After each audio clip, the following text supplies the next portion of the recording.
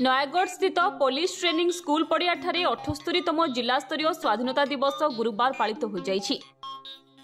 मुख्य अतिथि भावे नयागढ़ जिलापाल अक्षय सुनील अग्रवाल जोगदे जातीय पताका उत्तोलन करथिले। सेहीपरि जिलापाल मिलित परेड रे अभिवादन ग्रहण करथिले।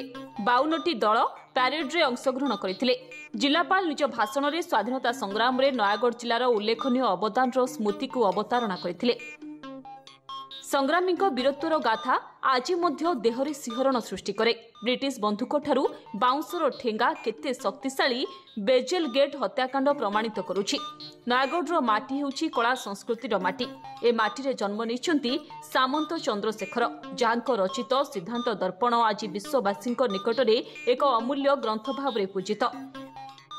पुणी कवि सम्राट उपेन्द्र भंजଙ୍କ साधना पीठ माटी रे जन्म नेइछन्ति उत्कल घंट कवि जदुमणि।